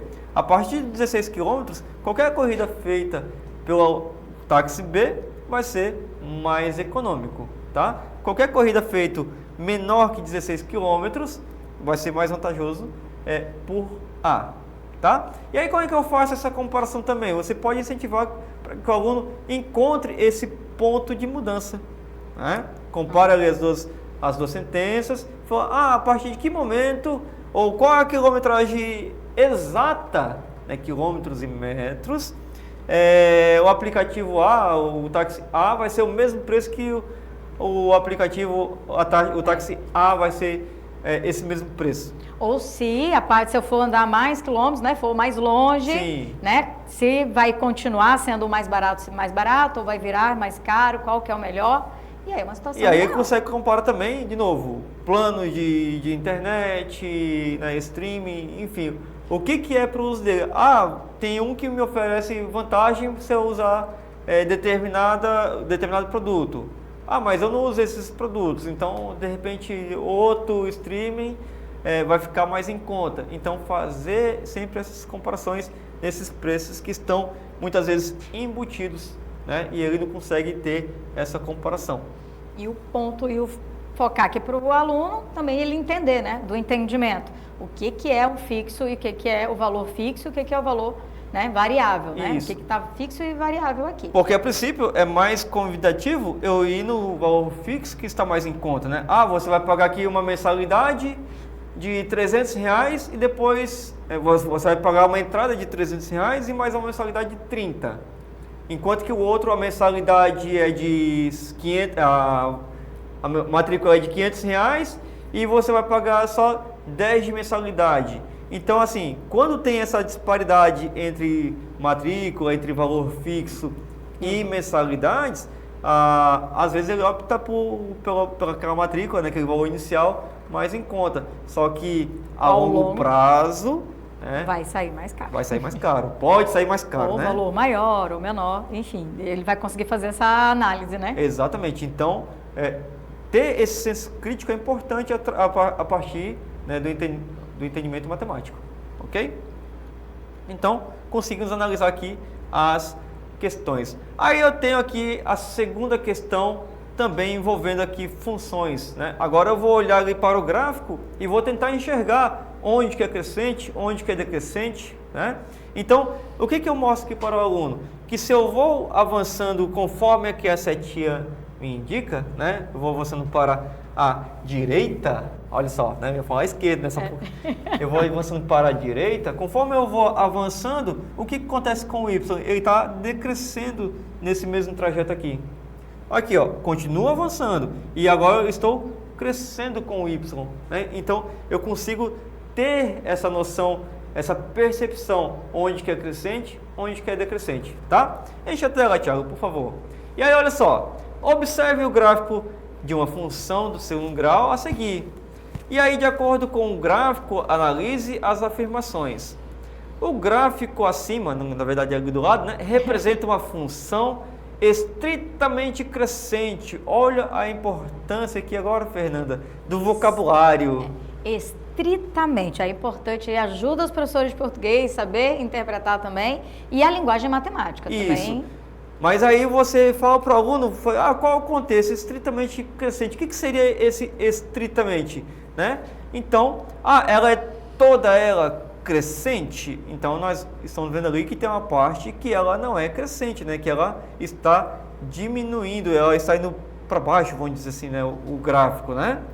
E aí, o item 2, o gráfico acima representa uma função estritamente decrescente?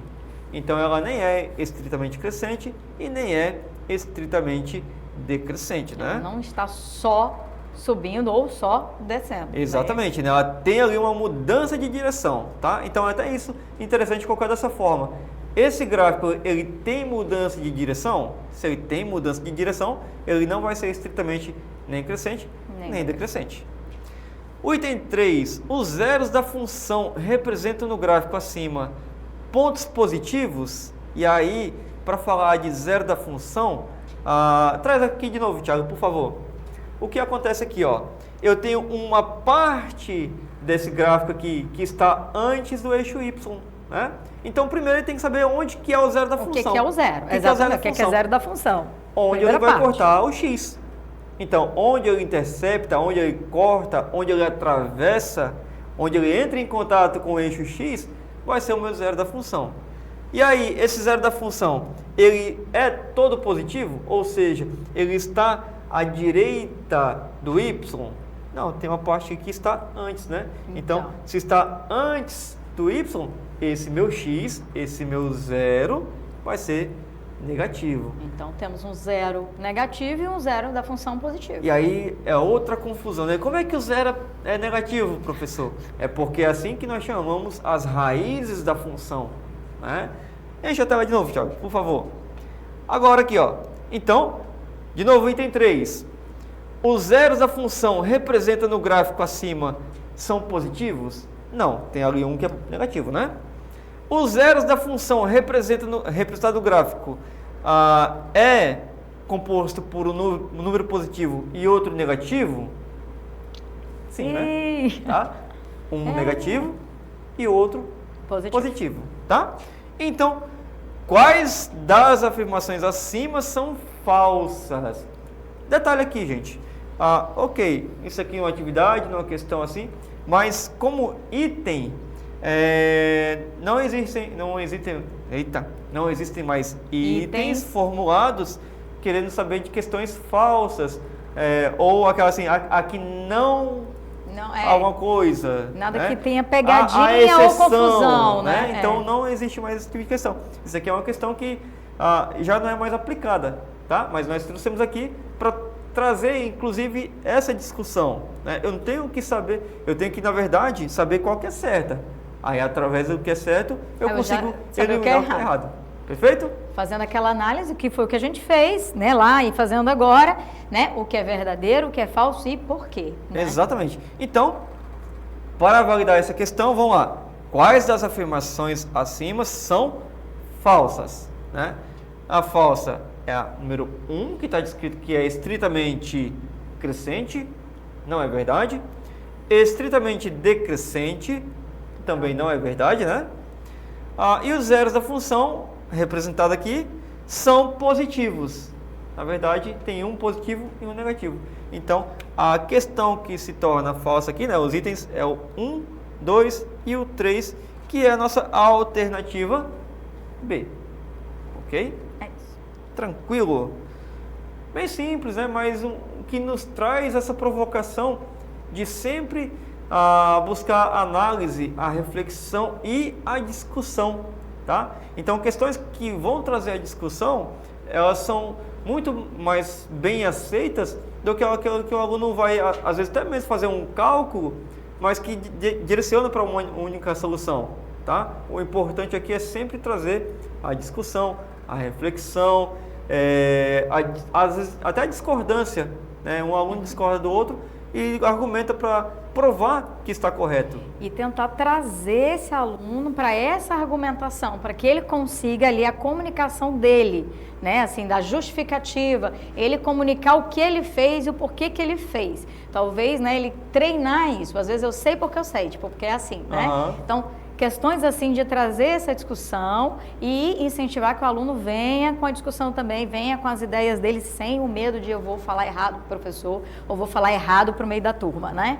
Então também tem isso. Então ele engajado em pensar, em arriscar e justificar, né, ajuda ele a entender. Criar esse ambiente favorável, né, para que haja essa troca, para que haja realmente esse diálogo, né? Você errou, somente isso, errou, né? Acertou, Então, é você tentar trazer com que ele realmente se sinta encorajado de fazer mesmo que errado, mesmo sabendo que está errado, mas que você vai ter ali uma resposta do professor que vai validar até mesmo o seu erro, né? Vai assim fazer com que você encontre qual é o caminho correto a seguir para determinado conteúdo. Exatamente. Ok? E aí, erros comuns no ensino fundamental ainda, né? Ou seja, o que ele cometeu de erro lá no ensino fundamental que ele ainda carrega aqui para o ensino médio? Deixa eu tela para a gente, Thiago, por favor. Aí, olha só. Equações do primeiro grau, né? Ainda nas equações do primeiro grau, eu cometi esse erro aqui, ó. Confundir incógnitas com um número, né? Muitos alunos tratam a letra como um número fixo ou não entendem o seu papel. Ou seja, acho que o x é 10, acho que o x é 5, ou que ele não vai ser zero nunca, né? Enfim, tá?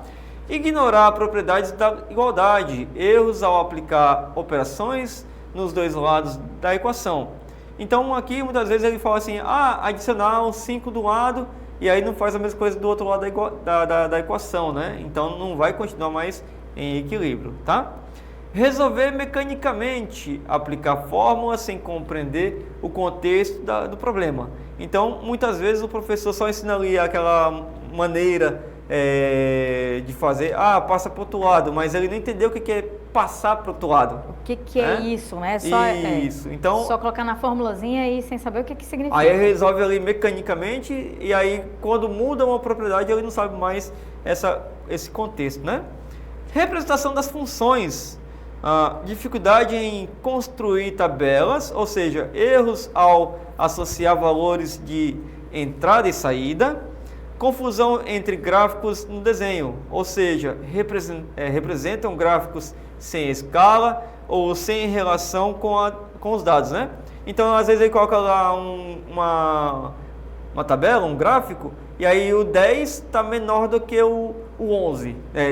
O 10 está menor do que o 8, né, na escala de figura. Então, às vezes traz ali uma confusão na representação, né? Não identificar crescimento ou decrescimento, falta de interpretação da informação da reta, né? Ou seja, tem lá uma reta e aí ele não sabe em que ponto que essa reta está crescendo ou decrescendo, né? Então é um erro muito comum também. Já no ensino médio, alguns dos erros é a modelagem com as funções, né? Ou seja, construção incorreta do modelo algébrico, dificuldade em transformar o problema em equação, e aí é claro que conforme esse problema de transformar em equação, aí ele dificulta também na hora da resolução, né? Não interpretar o significado dos coeficientes, por exemplo, não entender o papel do A, né, do coeficiente A, e nem o papel do coeficiente B na função, tá? Uso inadequado de tecnologias digitais, ou seja, às vezes o professor até tem a boa intenção de mostrar ali para ele uma ferramenta, mas aí por não entender ainda esses parâmetros A e B, ele não vai saber ali manipular também essa parte da tecnologia, né? Falta de domínio de softwares, de uso superficial, enfim, foco excessivo na técnica e pouco na análise, né? Foi o que a Fernanda estava falando agora. Se eu resolvo uma questão, quando chega no final, eu tenho que analisar o que esse resultado está me dizendo, né? Então, resolvendo sem refletir sobre esses resultados, tá? E como é que eu posso intensificar a aprendizagem desses estudantes? Através da modelagem matemática, né? Que é transformar situações reais em modelos matemáticos, ajuda os alunos, né, a verem sentido no conteúdo. Exemplo: planejar o custo de uma festa com base no número de convidados, estimular também o resultado, né? Estimula o resultado, a resolução de problemas e o pensamento crítico, promove a autonomia e protagonismo estudantil, enfim. O que mais que nós podemos ter aqui como intensificar a aprendizagem? Metodologias ativas, né? Colocam o aluno no centro do processo da aprendizagem, fazer as nossas salas de aulas invertidas, né? Ou seja, o aluno estuda o conteúdo antes da aula e usa o tempo com o professor para aplicar e discutir as questões, né? Aprendizagem baseada em projetos, ou seja, os alunos resolvem problemas reais usando funções. Gamificação, que nós já falamos aqui durante a nossa transmissão, né? Uso de jogos para trabalhar conceitos como gráficos e coeficientes, né? E por fim, mais uma vez, o uso de tecnologias digitais. Ferramentas digitais tornam o aprendizado mais visual e interativo. Softwares como o GeoGebra, Desmos para construir e manipular gráficos. Simulações online que mostram o impacto de mudanças nos coeficientes das funções, tá? E eu quero fazer só um destaque sobre Sim. o uso das tecnologias, né, digitais. Não falei essa palavra hoje ainda, que é a intencionalidade, né? Que é justamente, Erickson falou, vou repetir e dar um destaque. Eu gosto das cores, do lúdico, do visual, das tecnologias, adoro estar testando tecnologias e os nossos alunos mais ainda, né? Mas intencional, porque a própria calculadora simples, ela não vai resolver uma expressão numérica para a gente, né? Para o aluno, se ele não souber nem usar a calculadora e nem o que ele está fazendo. A mesma coisa nas tecnologias digitais. Então, tem algum programa, alguma coisa nova, com um tempo para ele, né, se sentir ali, mexer, a curiosidade, mas depois ter a intencionalidade, não só, né, entregar para o aluno e ele não saber o que fazer com aquilo ali, né? Mas é um excelente recurso, né? É bom Com que certeza. a curiosidade dele vai ajudar, né, já ele querer aprender para poder aplicar. Então, é bom ali usar, mas sempre lembrando da intencionalidade, né, dessas ferramentas com os alunos, né? E elas são maravilhosas. Fernando citou aqui agora a questão da curiosidade dos alunos. Isso é muito importante porque a partir do momento que eu levo aquela ferramenta, explano a minha aula sobre o que eu vou trabalhar. Vou falar sobre funções, vou falar sobre geometria, e aí eu mostro a aplicação, mostro a ferramenta, apresento ali o passo a passo, e aí depois que eu já fiz ali o meu papel de professor, como mediador, como aquela parte ali... O orientador, né? Isso, da construção do conceito. E aí eles já resolveram aquela atividade, já resolveram aquela questão. Entenderam como funciona a ferramenta.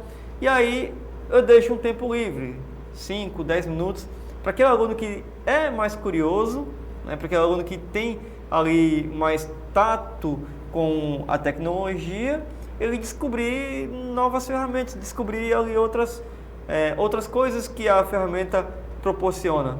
E é até legal, falar assim, o professor disse que o zero aqui não dá, deixa eu botar o zero aqui para ver como é que funciona. O teimoso, né? O teimoso, não, botar o zero, eu quero botar um número gigante, porque às vezes com cálculo mesmo ali na mão, no caderno, é muito trabalhoso, né? Então, tem cálculos que a gente ali, gráficos que a gente não vai conseguir fazer, vai dar um trabalho danado, mas com a tecnologia, né, a gente coloca ali e ele consegue ver para onde vai aquele gráfico, como ele se comporta, se eu coloco um zero, se eu coloco um negativo, se eu coloco um trilhão, né? E aí ele vai E aí vai ter aluno que vai te questionar, mas o professor disse que não dá para dividir por zero. Aqui na calculadora deu. Deixa eu colocar aqui. Deu um resultado de divisão por zero aqui, ó, olha aqui. Aí você explica o que é essa divisão por zero.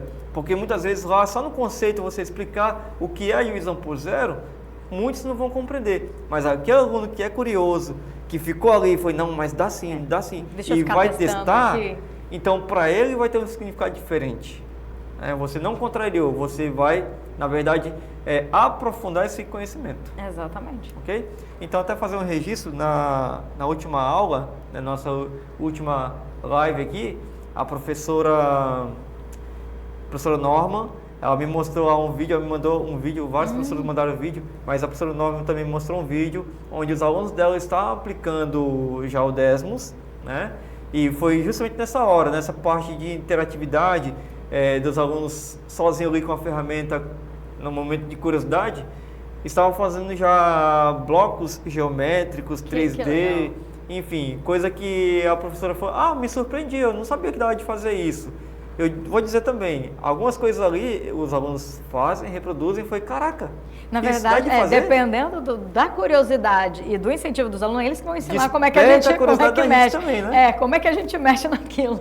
E aí, Fernanda, isso daqui vai ficar também, tanto na descrição do vídeo, quanto aqui na nossa ferramenta, né? A gente vai entregar esse slide para eles, isso daqui vai estar acessível para vocês. É um vídeo, tá? Que explica como é que funciona também, mais ainda, o Desmos.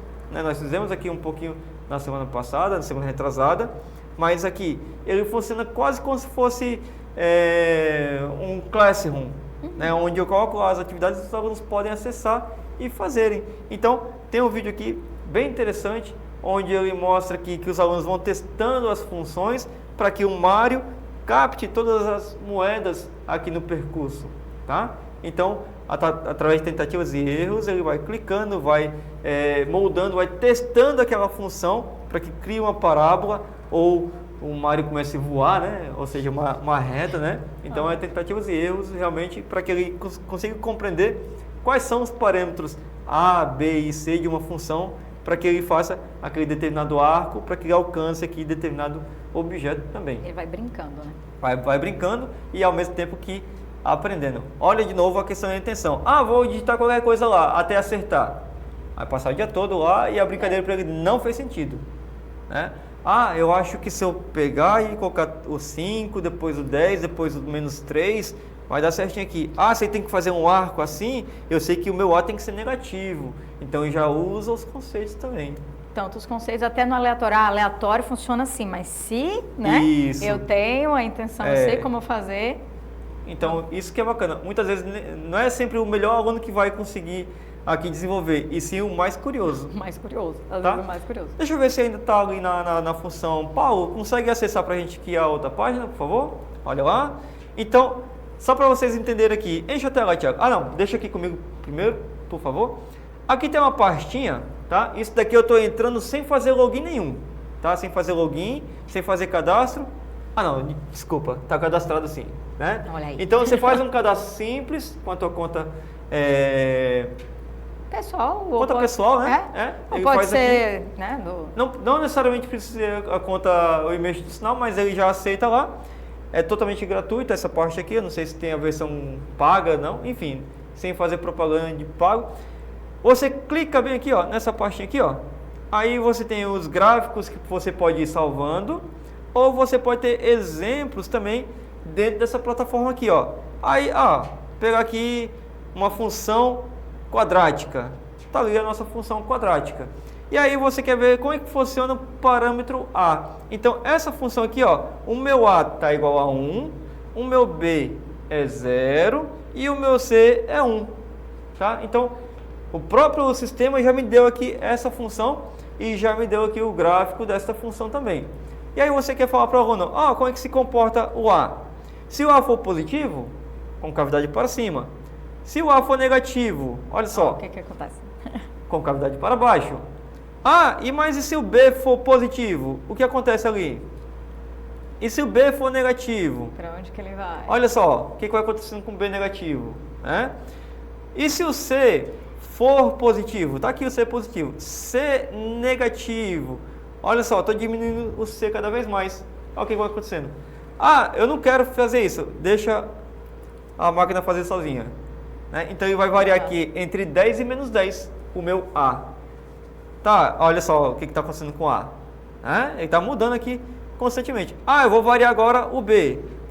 Deixa aqui o B variando, vai. Olha lá, o B variando agora. Ele está mudando aqui o meu A negativo e o B variando aqui entre 10 e menos 10. Vou deixar aqui o B travado agora. Vou variar apenas o C. Olha só o que acontece com o C variando de 10 a menos 10. Agora eu vou variar todos eles. Aí vira uma loucura, né? Vai fazer a confusão pro menino.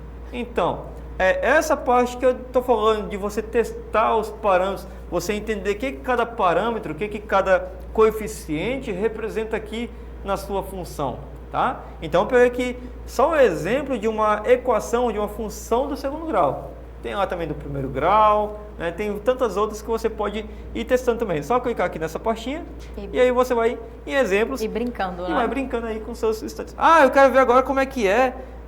Olha só a diferença aqui. Olha o tanto, né? Estatística, polinômios. Família de curvas, tem muita coisa integral. aqui. Até mais avançado do que... Olha só, teorema fundamental... Cadê? Teorema fundamental do cálculo, enfim, né? Tem muita coisa aqui que, como é que funciona cada um desses parâmetros aqui? E vai testando também, tá? Volta pra gente lá, por favor, Paulo. Ok. Então, esse vídeo aqui vai estar disponível para vocês nesse material, tá? Assistam, vale a pena. Eu acho que é 10 minutos, 12 minutos, não sei. Eu acho que é em torno de 12 minutos. É uns 12 minutos, né? Então acompanha lá. Se der para aplicar com o seu estudante, achar interessante, tá aí também para ser aplicado. E aí, aquele exemplo lá que eu mostrei, se eu não me engano, é exatamente esse daqui, tá? Copia esse daqui, já coloca lá na barra de espaço do Google e vai direto pela página. Eu acho que é isso mesmo, tá? E aí, nós nos encaminhamos para o nosso final. E aí, quando que a gente volta, Fernanda? Só em agosto, que vamos ter presencial também, né? E voltaremos com a nossa formação etapa 6. Etapa 6, né? Então, será que é split final já praticamente, né? Então, teremos as formações presenciais juntamente com... Pra gente vai ser uma loucura. Vai ser uma semana presencial, uma semana virtual. Então, assim, para aqueles professores que agora já têm férias marcadas, aproveita suas férias, né? Eu e Fernando vamos continuar aqui, ó, esperando vocês. Pra gente não tem férias esse mês, trabalho, mês que vem também não temos intenso. As férias de julho, viu? Mas como vocês têm. Aqueles professores que estão em sala de aula tenham esse descanso merecido, tá? A gente vai continuar produzindo aqui os materiais, vai continuar aqui na produção, nos estudos, e aí quando nós voltarmos, a gente vai trazer novas novidades, olha só, né? Outras novidades para compartilhar com vocês também. E, inclusive, sequência didática volta em agosto para que vocês descansem mesmo. Né? Para que vocês possam descansar nessas férias, respirar fundo, porque, né, ainda tem ali a metade já foi, né? Falta a metade final do ano para a gente chegar todo mundo bem. A sequência didática dessa etapa está pronta, exatamente, mas a gente, né, resolveu dar uma segurada, não lançar agora, por quê? Para que vocês possam priorizar, inclusive, a questão das avaliações, né, que devem estar fazendo em todo o estado, né, com seus estudantes, para fechamento de bimestre, inclusive. Então, para não ter mais uma coisa, nem atrapalhar a dinâmica, que vocês possam estar ali naquela correria, né? Então, foco total nas avaliações internas, né, na escola de vocês, e aí a gente volta realmente em agosto com a sequência didática já pronta, já disponibilizada, e esse material que vai ser disponibilizado daqui a pouquinho também. Isso. Então, obrigada e até a próxima. Até a próxima, até agosto.